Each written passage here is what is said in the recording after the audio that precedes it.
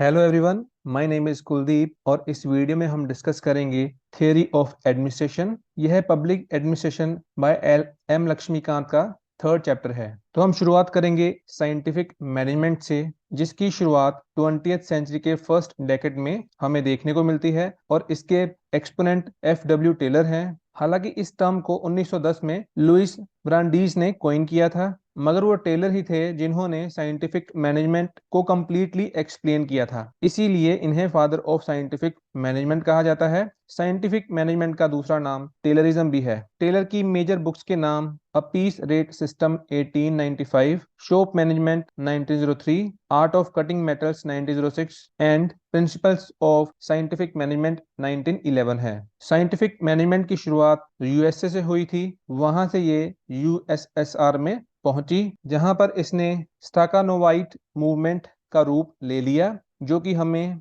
1920 से 40 तक देखने को मिलती है। टेलर अपनी इंडस्ट्रियल ऑर्गेनाइजेशन एक्सपेरिमेंट्स के दौरान एक सोल्जरिंग फिनोमिनन के साथ मिलते हैं, जहां पर वो देखते हैं कि जो वर्कर्स हैं वो आउटपुट को रिस्ट्रिक्ट करते हैं। उन्होंने इस फिनोमिनन को दो प्रकार से क्लासिफाइड किया, number 1 natural soldiering and number 2 systematic soldiering. Taylor अपनी साइंटिफिक मैनेजमेंट थ्योरी को तीन एजम्पशंस के ऊपर बेस्ड करते हैं। नंबर 1, साइंटिफिक मैनेजमेंट को अपना के हम ऑर्गेनाइजेशनल फंक्शनिंग को इम्प्रूव कर सकते हैं। नंबर 2, एक अच्छा वर्कर वो है जो किसी एक्शन को शुरू नहीं करता बल्कि मैनेजमेंट के हर ऑर्डर को एक्सेप्ट करता है। नंबर 3, हर एक वर्कर इकोनॉमिक मैन होता है, इसीलिए वो मॉनेटरी फैक्टर से मोटिवेट होता है। टेलर के अकॉर्डिंग साइंटिफिक मैनेजमेंट में वर्कर्स की ओर से उनकी ड्यूटीज, उनके साथी, उनके काम के लिए एक कंप्लीट मेंटल रेवोल्यूशन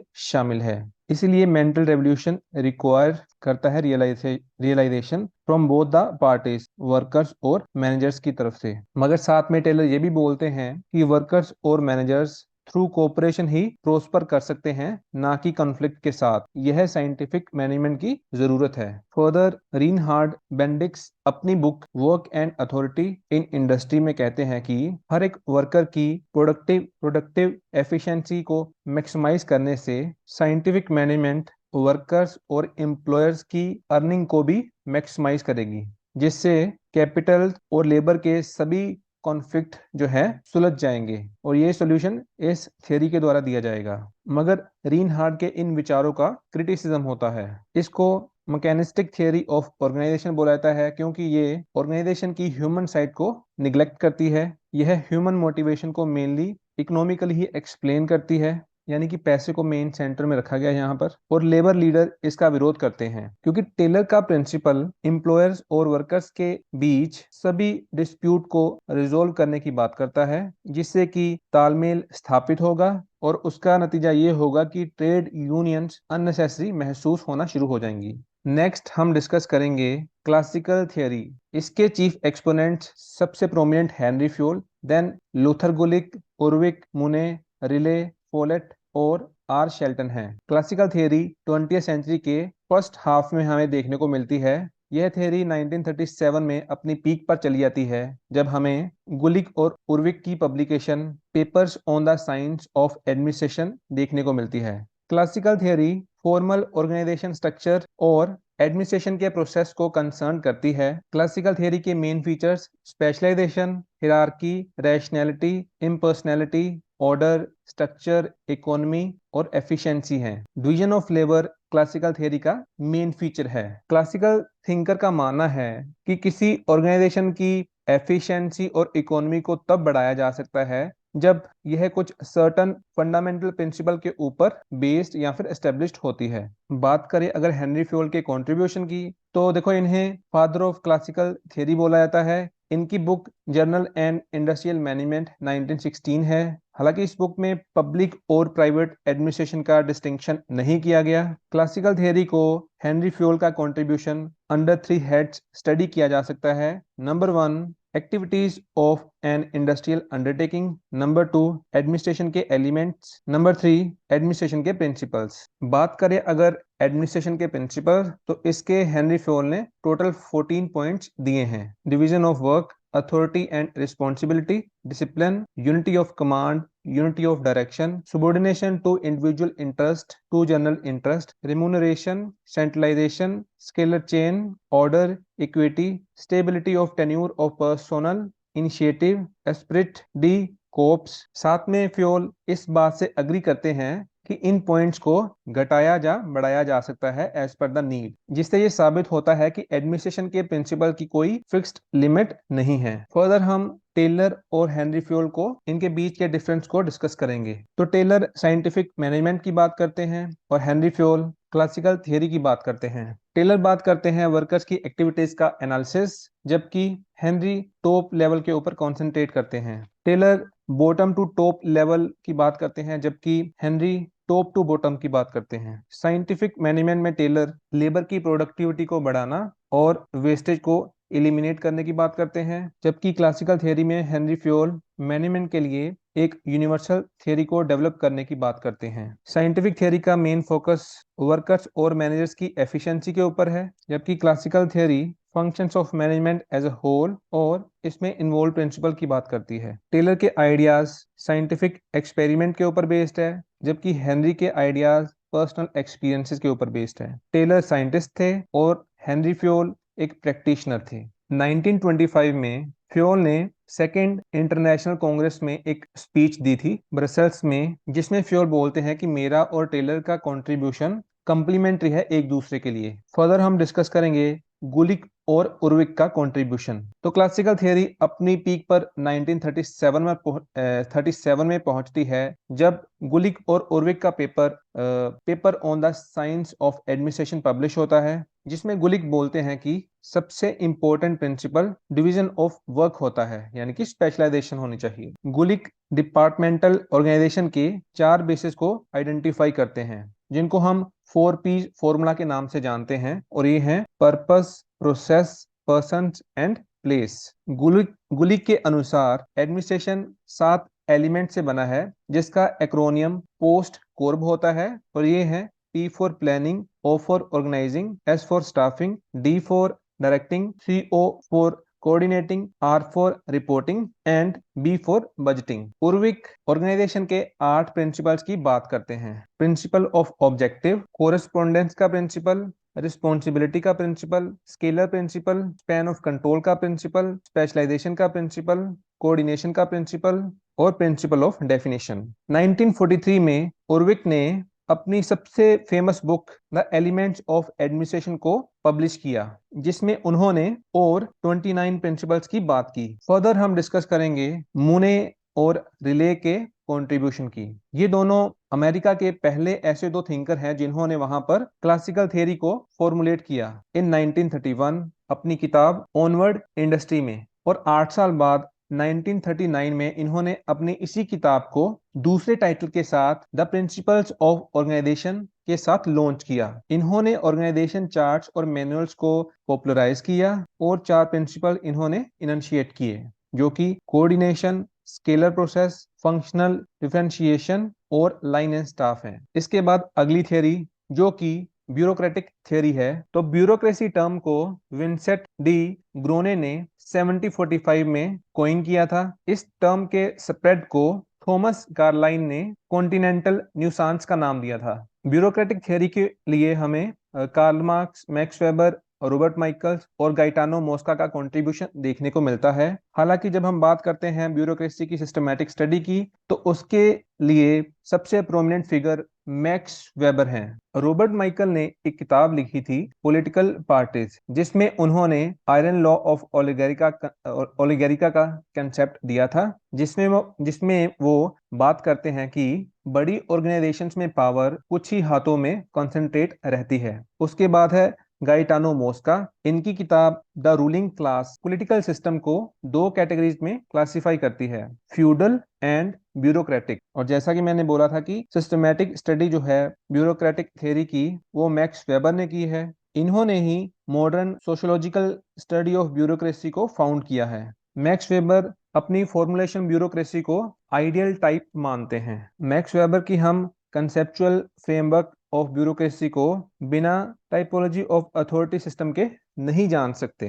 तो अभी हम डिस्कस करेंगे मैक्स वेबर की थियरी ऑफ अथॉरिटी। तो थियरी ऑफ अथॉरिटी को मैक्स वेबर कुछ इस तरीके से एक्सप्लेन करते हैं कि एक ये ऐसी कमांड है जहां पर स्पेसिफिक कंटेंट दिया गया है और इसको एक स्पेसिफिक ग्रुप के द्वारा ओबे किया जाता है। अगर हम अथॉरिटी को पावर से कंपेयर करें तो हम देखते हैं कि अथॉरिटी के पास लेजिटिमेसी, लीगैलिटी, वैधता होती है। इसीलिए किसी ऑफिसर की अथॉरिटी को उसका सबॉर्डिनेट विलिंगली एक्सेप्ट करता है।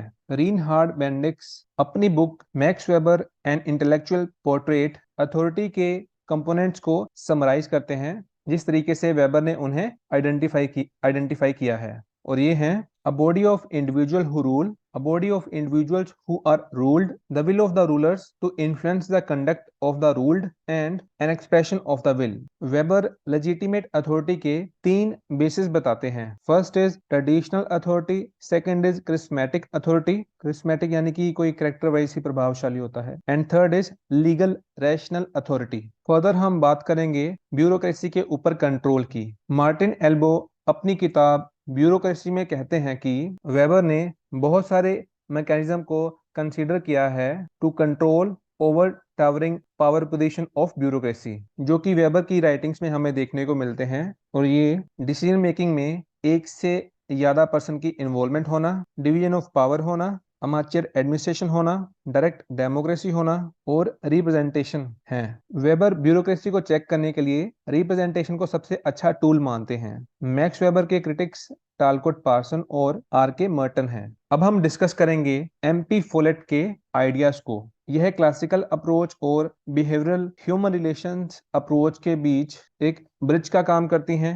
एमपी फोलेट एक लेडी हैं। इन्होंने ही पहली बार एडमिनिस्ट्रेशन और मैनेजमेंट की सोशियोलॉजिकल और साइकोलॉजिकल डायमेंशन की बात की थी। डैनियल ए रैन कहते हैं कि MP folate chronologically scientific management era को बिलोंग करती हैं, जबकि फिलोसफिकली ये सोशल मैन एरा को बिलोंग करती हैं। MP folate classical theory of administration को क्रिटिसाइज करती हैं और उसके दो कारण हैं। पहला कि ये एक मैकेनिकल अप्रोच है और दूसरा यह ऑर्गेनाइजेशनल बिहेवियर की सोशो साइकोलॉजिकल डायमेंशन को निग्लेक्ट करती है। एमपी फोलेट का main contribution speaker of the house of representative 1896, the new state 1920, creative experience 1924, dynamic administration 1941 है।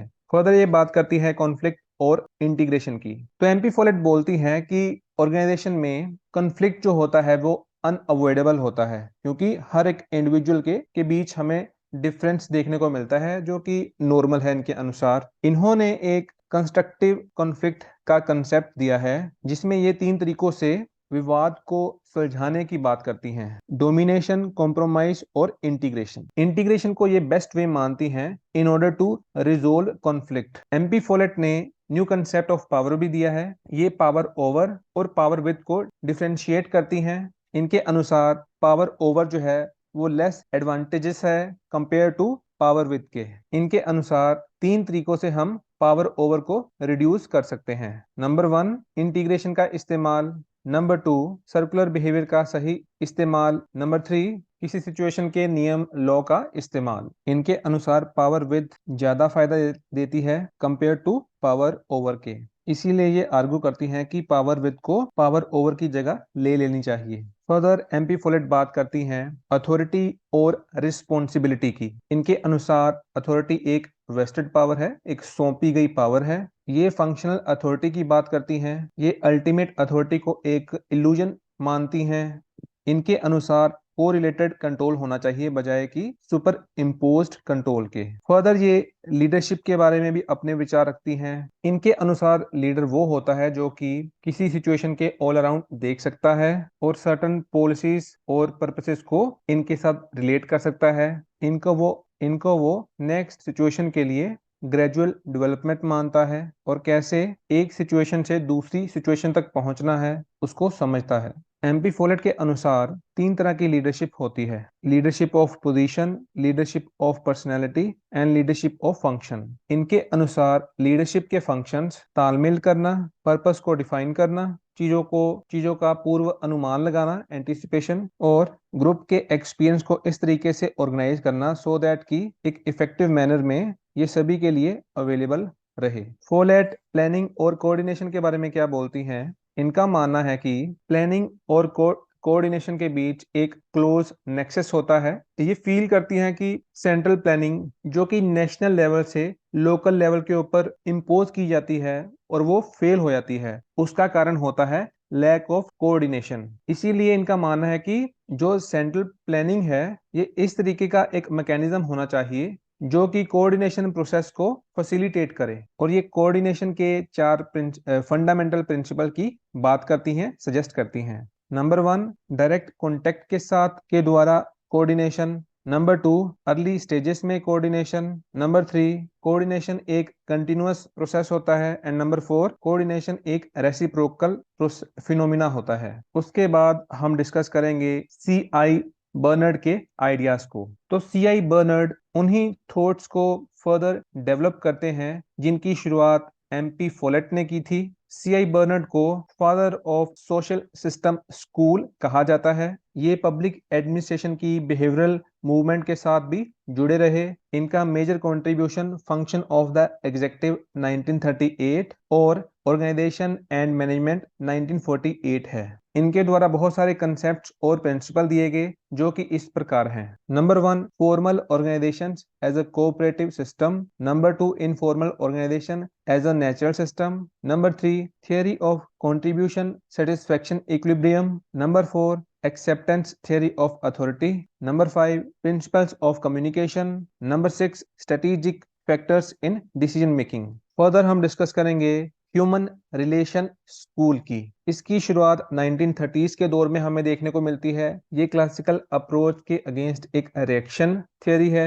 बात करें अगर पब्लिक एडमिनिस्ट्रेशन के क्लासिकल थिंकर्स की, जैसे कि टेलर, हेनरी फ्योल, गुलिक, उर्विक और वेबर, इनका मेन फोकस ऑर्गेनाइजेशंस के फॉर्मल स्ट्रक्चर के ऊपर रहा। इन्होंने ऑर्गेनाइजेशन में ह्यूमन एलिमेंट के रोल को निग्लेक्ट किया। ह्यूमन रिलेशन थियरी का दूसरा नाम ह्यूमनिस्टिक थियरी भी है। ह्यूमन रिलेशन थियरी में सबसे बड़ा नाम एल्टन मायो का है। एल्टन मायो को ही father of human relation theory कहा जाता है। इन्होंने फोकस किया वर्कर्स के बिहेवियर की स्टडी को और प्रोडक्शन कैपेसिटी को। साथ ही साथ इन्होंने फिजियोलॉजिकल, फिजिकल, इकोनॉमिक, सोशल और साइकोलॉजिकल एस्पेक्ट्स को भी कंसीडर किया। एल्टन मायो ने अपना पहला रिसर्च प्रोग्राम 1923 में शुरू किया एक टेक्सटाइल मिल में फिलाडेल्फिया के पास, और इसको इन्होंने नाम दिया द फर्स्ट इंक्वायरी। इनके मेजर कंट्रीब्यूशन का नाम the human problems of an industrial civilization 1933, the social problems of an industrial civilization 1945 और the political problems of an industrial civilization 1947 है।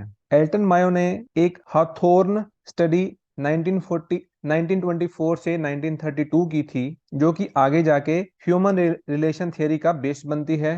इस स्टडी को उन्होंने एक वेस्टर्न इलेक्ट्रिक कंपनी जो कि हाथोर्न शिकागो USA में एस्टेब्लिश है वहां पर कंडक्ट किया। इस स्टडी को एल्टन मायो ने ही लीड किया था, और ये स्टडी 4 फेसेस में हमें देखने को मिलती है। पहली स्टेज इल्यूमिनेशन एक्सपेरिमेंट, जहां पर वो डिटरमाइन करते हैं effects of different levels of illumination workers की प्रोडक्टिविटी के ऊपर। ये स्टडी करीब 3 साल चली, 1924 से 27। इस स्टडी का दूसरा phase relay assembly test room experiment है। इसमें वेरियस चेंजेस के इफेक्ट्स को ऑब्जर्व किया गया है, जैसे कि वर्कर की वर्किंग कंडीशन, आउटपुट और morale. Third phase mass interviewing programme जो कि करीब 3 साल तक 28 से 31 चलता है, जहां पर एम्प्लॉयज की फीलिंग को उनके साथ बात करके जाना जाता है। और finally fourth stage bank wiring experiment 31 to 32। यहाँ पर जानने की कोशिश की गई है कि वो नॉर्म किस तरीके से एस्टेब्लिश किए गए थे जो कि कंट्रोल करते हैं हर एक ग्रुप को by the workers social group. Above said Roethlisberger और डिक्सन की book management and the worker 1939 में डिस्कस किया गया है। इस तरह हाउथॉर्न स्टडी ऑर्गेनाइजेशनल थॉट को बड़े स्केल पर रेवोल्यूशनलाइज करती है और जिसका रिजल्ट ह्यूमन रिलेशन थियरी है। ह्यूमन रिलेशन थियरी में 3 एलिमेंट्स की बात की गई है: individual, informal organisation and participatory management. यह थियरी क्लासिकल थियरी के 2 कंसेप्ट इकोनॉमिक मैन और फॉर्मल इंस्टीट्यूशनलाइजेशन को रिजेक्ट करती है। क्लासिकल और ह्यूमन रिलेशन थियरी के बीच difference: classical theory economic man के व्यू को एक्सेप्ट करती है, जबकि human relation theory social man. Classical theory के अनुसार लोग एक समान होते हैं यानी कि होमोजीनियस। ह्यूमन रिलेशन थियरी के अनुसार लोग जो है वो डिफरेंट काइंड के होते हैं, heterogeneous. Classical theory authoritarian style of supervision के ऊपर फोकस करती है,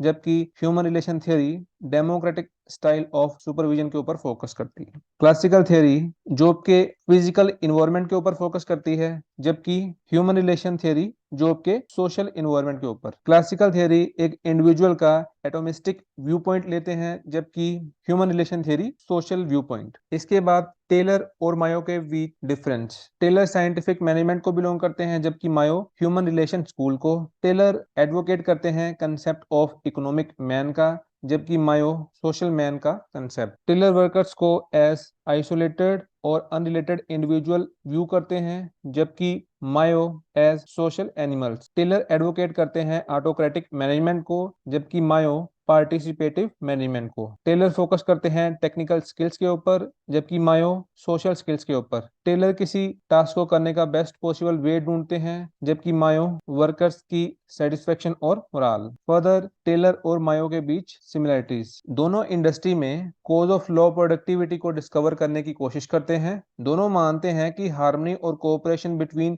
workers and management industrial conflict को इलिमिनेट करेगी। दोनों मैनेजमेंट की साइंटिफिक अप्रोच में विश्वास रखते हैं। दोनों ऑर्गेनाइजेशन के एफिशिएंसी और इकोनॉमी को गोल मानते हैं। फर्दर हम डिस्कस करेंगे बिहेवियरल अप्रोच। तो इसको हम ह्यूमन रिलेशन अप्रोच का ही एक बेटर वर्जन बोल सकते हैं, या हम इसको ह्यूमन रिलेशन अप्रोच का इम्प्रोवाइज्ड, सिस्टमेटाइज्ड और मोर सोफिस्टिकेटेड वर्जन भी बोल सकते हैं। बिहेवियरल अप्रोच के चीफ एक्सपोनेंट हर्बर्ट साइमन है। इस अप्रोच को न्यू ह्यूमन रिलेशन अप्रोच के नाम से भी जाना जाता है। इस अप्रोच का मेन एम ऑर्गेनाइजेशनल बिहेवियर की साइंटिफिक स्टडी है। हर्बर्ट साइमन अपनी बुक एडमिनिस्ट्रेटिव बिहेवियर 1947 में ये ऑब्जर्व करते हैं कि वो लोग जो ऑर्गेनाइजेशन में काम करते हैं उनके एस्पिरेशंस और डिजायर्स होते हैं, और उनके जो बिहेवियर है they are subject to influence. और एडमिनिस्ट्रेशन के स्टूडेंट्स को इनके बिहेवियर को स्टडी करना चाहिए और उसके लिए सोशियोलॉजी और साइकोलॉजी मेथड्स का सहारा लेना चाहिए। बिहेवियरल अप्रोच के फीचर्स: यह अप्रोच चीजों को डिस्क्राइब करती है और इसका मेन कंसर्न ऑर्गेनाइजेशन के अंदर लोगों का एक्चुअल बिहेवियर है। यह अप्रोच ऑर्गेनाइजेशनल बिहेवियर के डायनामिक्स के ऊपर ज्यादा अटेंशन पे करती है। For example motivation, leadership, decision making, power, authority etcetera. यह अप्रोच साइंटिफिक स्टडीज या फिर मेथड जैसे कि फील्ड स्टडी और लेबोरेटरी स्टडी का सहारा लेती है। यह अप्रोच मेनली क्वांटिफिकेशन, मैथमेटाइजेशन को कंसर्न करती है। डेविड ईस्टर ने 8 प्रीमाइसेस ऑफ बिहेवियरलिज्म बताए हैं: regularities, verification, techniques, quantification, values, सिस्टमेटाइजेशन, pure science and integration. Further हम डिस्कस करेंगे क्रिस आर्गरिस का कंट्रीब्यूशन। तो आर्गरिस अपनी बुक पर्सनैलिटी एंड ऑर्गेनाइजेशन 1957 में इंडिविजुअल और ऑर्गेनाइजेशन के रिलेशनशिप को डील करते हैं और क्लासिकल थियरी ऑफ ऑर्गेनाइजेशन को क्रिटिसाइज। इनका कंट्रीब्यूशन इमेच्योरिटी मैच्योरिटी थियरी है। इस थियरी के अनुसार ऑर्गेनाइजेशन के अंदर लोगों का जो स्वभाव या टेंडेंसी होती है from immature state to mature state की तरफ होती है, जिसके कि इन्होंने फर्दर कुछ पॉइंट्स बताए हैं, जैसे कि इन्फेंट पैसिविटी की तरफ से अडल्ट एक्टिविटी की तरफ जाना, डिपेंडेंस से रिलेटिव इंडिपेंडेंस बनना, लिमिटेड बिहेवियर से अलग अलग डिफरेंट बिहेवियर्स को अपनाना, इरेटिक, शैलो और ब्रीफ इंटरेस्ट से मोर स्टेबल डीपर इंटरेस्ट की तरफ जाना, शॉर्ट टर्म पर्सपेक्टिव से लॉन्ग टर्म पर्सपेक्टिव की तरफ सोचना शुरू करना, और लैक ऑफ सेल्फ अवेयरनेस से सेल्फ अवेयरनेस आना या फिर इसकी तरफ जाना। आर्गरिस ने फ्यूजन प्रोसेस थियरी दी है और यह थियरी इन्होंने E.W. बेक के साथ डेवलप की है। इस थियरी के अनुसार दोनों ऑर्गेनाइजेशन और इंडिविजुअल सेल्फ रियलाइजेशन को अटेन करने की कोशिश करते हैं। एक इंडिविजुअल ऑर्गेनाइजेशन को अपने फर्दर गोल के लिए इस्तेमाल करता है और सिमिलरली एक ऑर्गेनाइजेशन इंडिविजुअल को अपने गोल अचीव करने के लिए इस्तेमाल करती है। तो इस साइमल्टेनियस ऑपरेशन को ही फ्यूजन प्रोसेस का नाम दिया गया है। फर्दर हम डिस्कस करेंगे कंट्रीब्यूशन ऑफ मैकग्रीगर। मैकग्रीगर ने थियरी ऑफ मोटिवेशन दी है, जिसको थियरी एक्स और थियरी वाई भी बोलते हैं। ये थियरी इन्होंने अपनी book human side of enterprise 1960 में दी। इनका जो बेसिक हाइपोथेसिस अनुमान या जो ये मान के चलते हैं कि हर एक मैनेजरियल एक्ट थियरी का सहारा लेता है। इनके अनुसार ऑर्गेनाइजेशन में मैनेजमेंट दो different sets of assumptions about human nature and human behaviour hold करती है। थियरी एक्स मैनेजमेंट की क्लासिकल अप्रोच को रिप्रेजेंट करती है, जबकि थियरी वाई मैनेजमेंट की बिहेवियरल अप्रोच को। फर्दर हम फ्रांसिस लिकट का कंट्रीब्यूशन डिस्कस करेंगे। लिकट का मेजर वर्क इंक्लूड करता है new patterns of management 1961, the human organization 1967 and new ways of managing conflict 1976। Organizational goals को अचीव करने के लिए ये मेनली मैनेजेरियल एफिशिएंसी को कंसर्न करते हैं। लिकर्ट 4 डिफरेंट टाइप्स के मैनेजमेंट सिस्टम को कंसेप्चुलाइज करते हैं: exploitative authoritative, benevolent authoritative, consultative and participative group. Further हम डिस्कस करेंगे ऑर्गेनाइजेशनल डेवलपमेंट। इस कंसेप्ट की इनिशियल इंस्पिरेशन कर्ट लेविन देते हैं। ऑर्गेनाइजेशनल डेवलपमेंट की दो हिस्टोरिकल रूट्स लेबोरेटरी ट्रेनिंग और सर्वे रिसर्च फीडबैक है। रिचर्ड बेकहार्ड ऑर्गेनाइजेशन डेवलपमेंट को कॉम्प्रिहेंसिवली डिफाइन करते हुए बोलते हैं कि ये एक एफर्ट है जो कि प्लान्ड है, ऑर्गेनाइजेशन वाइड है, टॉप से मैनेज की जाती है। ऑर्गेनाइजेशन इफेक्टिवनेस और हेल्थ इंक्रीज की जाती है through planned intervention in the organization process और बिहेवियरल साइंस नॉलेज का सहारा लिया जाता है। इसके बाद हम डिस्कस करेंगे सिस्टम अप्रोच। तो वेबस्टर इसको डिफाइन करते हुए बोलते हैं कि सिस्टम जो है वो एक सेट ऑफ थिंग्स है जो कि कनेक्टेड है as to form a unity of organic whole. इनके अनुसार सिस्टम एक कॉम्प्लेक्स होल है जिसके बहुत सारे पार्ट्स हैं और इन पार्ट्स को सब सिस्टम कहा जाता है। ये सारे पार्ट इंटर रिलेटेड भी हैं और इंटर डिपेंडेंट भी हैं। सिस्टम के हमें 5 पार्ट्स देखने को मिलते हैं जो कि इनपुट, प्रोसेस, आउटपुट, फीडबैक और एनवायरनमेंट होते हैं, जैसे कि इस डायग्राम में दिखाए गए हैं। तो सिस्टम में सबसे पहले इनपुट जाता है और उस इनपुट के ऊपर प्रोसेस होता है एंड देन उसका रिजल्ट आउटपुट होता है एंड देन अगेन उस आउटपुट का फीडबैक जाएगा और उसके अनुसार ही हमें इनपुट देखने को मिलेगा। तो ये सारा एक इन्वायरमेंट होता है, एक कंटिन्यूअस प्रोसेस जो है वो देखने को मिलता है। सिस्टम की भी 2 कैटेगरीज फर्दर देखने को मिलती हैं, एक होती है ओपन सिस्टम और दूसरी होती है क्लोज्ड सिस्टम। सोशल और बायोलॉजिकल सिस्टम को ओपन सिस्टम कहते हैं, जबकि मैकेनिकल और फिजिकल सिस्टम को क्लोज्ड सिस्टम कहा जाता है। बात करें अगर सिस्टम अप्रोच के राइज एंड ग्रोथ की, तो यह अप्रोच ऑर्गेनाइजेशन का ओवरऑल व्यू जो है वो प्रोवाइड करती है, जो कि बड़े स्केल पर ऑर्गेनाइजेशन की स्टडी करने का तरीका है। ऑर्गेनाइजेशन की स्टडी के लिए सिस्टम अप्रोच 1950 के बाद ही डेवलप होती है, इसीलिए इसको मॉडर्न ऑर्गेनाइजेशन थियरी भी कहा जाता है। ऑर्गेनाइजेशन की comprehensive explanation from the system point of view Chester burner ने दी थी। यह ऑर्गेनाइजेशन को एक कोऑपरेटिव सोशल सिस्टम बताते हैं।